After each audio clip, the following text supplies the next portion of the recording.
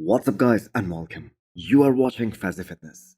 So let's start this video with the recent physique update of Good Vito. So the picture says he is 10 weeks out. And that could only mean one thing. That this upcoming bodybuilding season for Good Vito, that is gonna start with Detroit Pro rather than the Arnold Brazil. And Detroit Pro is the show where he's gonna face James Hollingshead and Carlos Thomas Jr. Because these two are the big names who are already confirmed for this upcoming Detroit Pro. Now, I like the fact that Good Vito is changing very fast. The waistline that people were so worried about, especially at the peak of his off-season, because the man was pushing close to 300 pounds. That is already coming in very nicely, and we have to keep in mind, it's gonna taper down even more. So this is a morning update from Good Vito, without any pump, and fasted, and that means Vito might be flat here. Now, if we compare this recent update to the one from his last prep, the major size improvements, they are very noticeable in his lower body, which by the way was already his strongest point, his strongest body part. Now the entire flow of his front double biceps, that is just amazing. Definitely one of the best out there. But I have got to say it is just too early to judge the progress at this point, based on this update. So we have another 10 weeks to go, and Good Vito surely is gonna scare some people this year. He's one of the youngest pros in the men's open class right now. So let's just wait for another back update, and then we can tell how high can Vito place, possibly at the Olympia this year, because the chances of him punching his first ever Miss Olympia ticket, they are very high. Next up we have a 7 weeks old physique update from Carlos Thomas Jr., another guy with a phenomenal front double biceps. Now should the fans be a bit worried, a bit concerned, that there has been very little change as far as the separation in his quads are concerned, well, we have to keep in mind, the man is now working with Patrick Tuor, so there must be a plan there. Now that's a deadly looking front double biceps. So this upcoming Arnold, that has such a deep lineup that nobody is really talking about Carlos as a threat, even in the top 5, which in my opinion can be a mistake.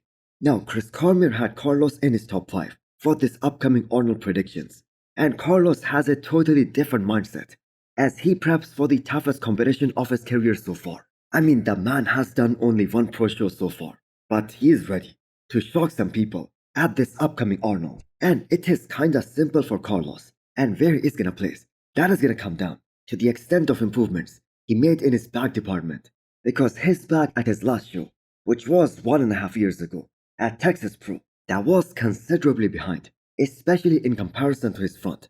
But with this long off season that Carlos has done with Patrick Tuor, we are bound to see some improvements in his back.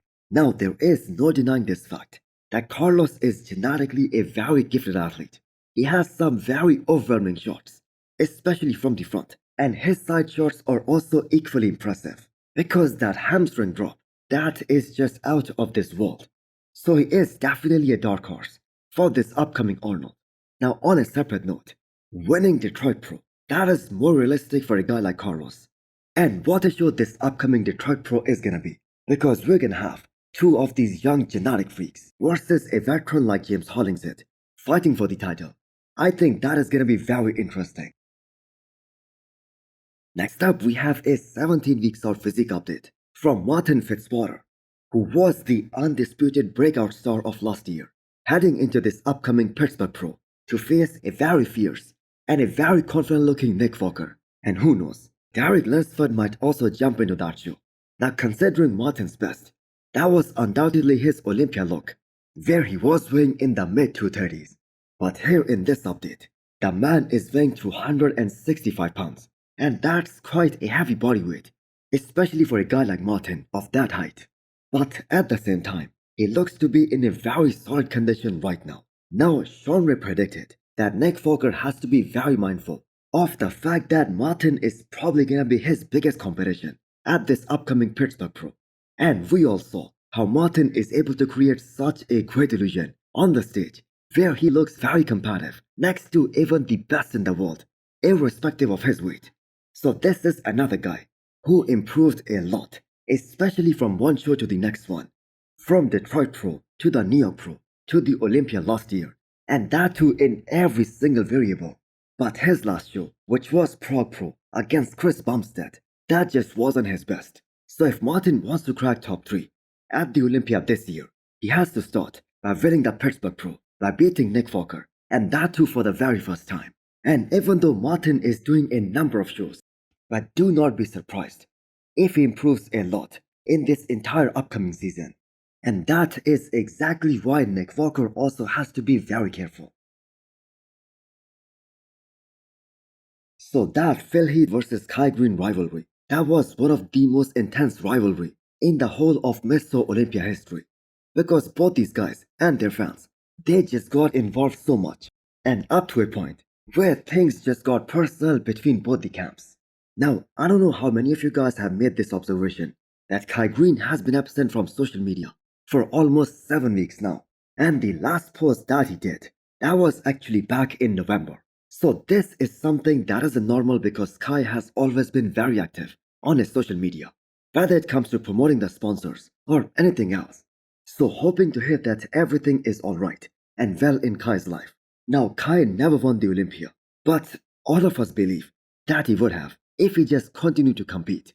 Even the first year that Kai Greene missed after placing second behind Phil Heath for 3 consecutive years, that was 2015. That was the year when Phil Heath left the door open big time. That wasn't the best of Phil, and Kai Greene missed an opportunity right there. But his legacy has already been cemented as one of the most influential bodybuilder in this modern era. I mean, the man has won 3 Arnold titles and 3 Mr. Olympia runner-up placings. Now those are very awesome statistics. Well, I guess this whole discussion is kinda pointless of whether Kai Greene would have won the Olympia in years like 2018, 2019 and onwards. Now just from the standpoint of his physique, where do you guys rate Kai's physique amongst the best bodybuilder in the history of the sport? Next up we have a 7 weeks out physique update from Akim Williams. So in the recent times, only Dexter Jackson had those trademark lines on the side of his legs.